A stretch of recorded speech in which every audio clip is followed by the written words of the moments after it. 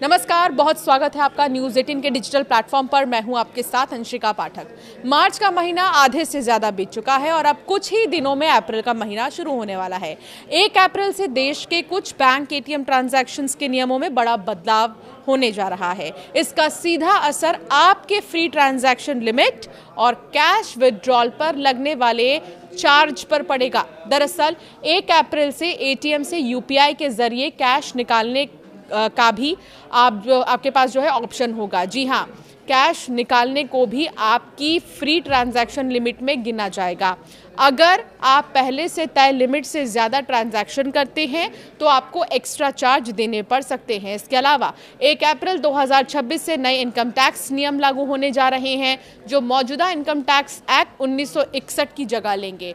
Draft income tax rules 2026 का उद्देश्य tax system को सरल और पारदर्शी बनाना है।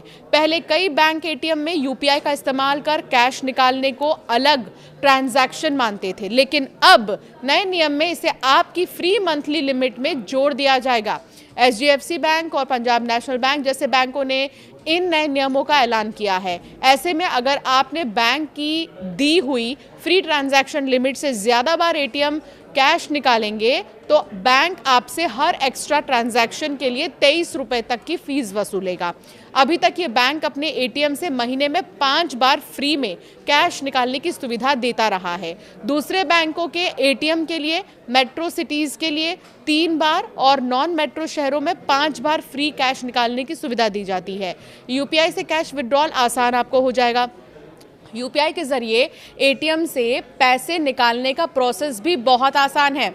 अब आपको ये समझाते हैं कैसे। अगर आप एटीएम कार्ड लेकर जाना भूल चुके हैं और आप सोच रहे हैं कि अब एटीएम से पैसे कैसे निकालें, तो आप अपने यूपीआई के ज़रिए निकाल सकते हैं एटीएम से पैसे। कस्टमर को बिना डेबिट कार्ड के कैश पाने के लिए बस एटीएम स्क्रीन पर एक क्यूआर कोड आएगा, उसे स्कैन करना होगा। अपने यूपीआई ऐप पर ट्रांजैक्शन को मंजूरी देनी होगी। कई बैंक डिजिटल पेमेंट को बढ़ावा देने के लिए ये फीचर ला रहे हैं।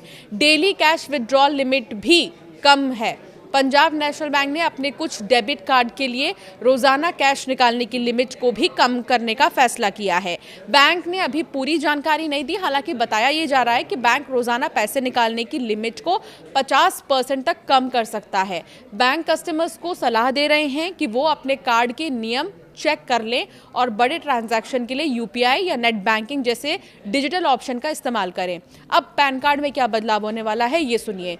1 अप्रैल से बैंक या पोस्ट ऑफिस में 10 लाख रुपए प्रति वर्ष कैश जमा या निकासी पर पैन डिटेल देना ज़रूरी नहीं होगा।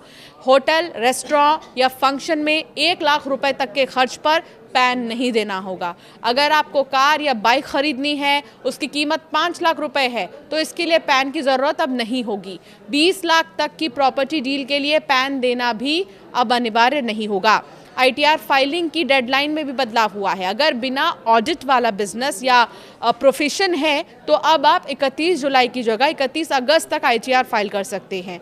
तो वहीं आम आदमी यानी सैलरी क्लास के लिए आईटीआर फाइलिंग का समय 31 जुलाई ही रखा है। इसके साथ ही आईटीआर 2 फाइल करने वाले की भी लास्ट डेट 31 जुलाई ही रहेगी।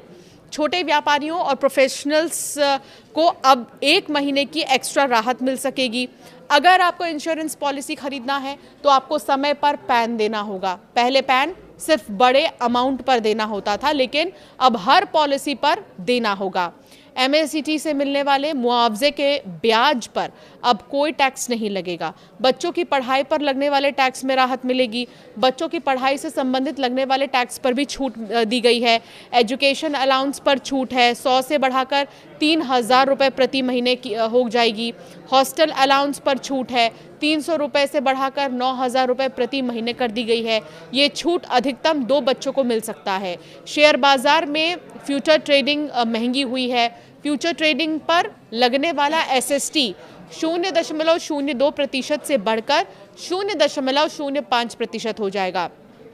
ऑप्शन प्रीमियम पर एसएसटी 0.10% से बढ़कर 0.15% हो जाएगा।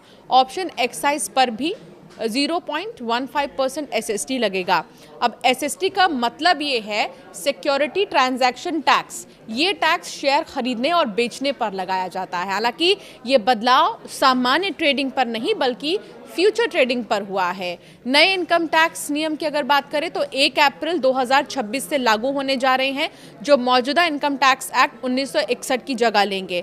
ड्राफ्ट इनकम टैक्स रूल्स 2026 का उद्देश्य टैक्स सिस्टम को सरल और पारदर्शी बनाना है। इसमें जो है टैक्सेबल सैलरी, पार्क्स और एम्प्लॉयर बेनिफिट्स को कैलकुलेट करने के स्पष्ट नियम दिए गए हैं, जिसमें टैक्स पेयर्स और अधिकारी दोनों को सुविधा मिलेगी।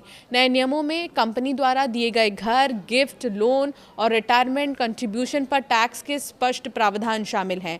हालांकि कई नियम पुराने सिस्टम को ही व्यवस्थित करते हैं, लेकिन कुछ नए बदलाव मिडिल क्लास और सैलरीड कर्मचारियों की टैक्स प्लानिंग को प्रभावित कर सकते हैं। ऐसे में टैक्स पेयर्स के लिए इन 7 अहम बदलावों को समझना बहुत ज़्यादा ज़रूरी है। तो ये वो बदलाव हैं, ये वो नियम हैं जो बदल रहे हैं, और इस चीज़ का बहुत ज़्यादा ध्यान रखिए। चाहे आपके पैन कार्ड हो, आधार कार्ड हो, या फिर आप यूपीआई का इस्तेमाल कर रहे हैं, या फिर आप एटीएम से यूपीआई के ज़रिए पैसे निकाल रहे हैं, तो आपको ये जानना बहुत ज़रूरी है कि क्या कुछ बदलाव हुए हैं।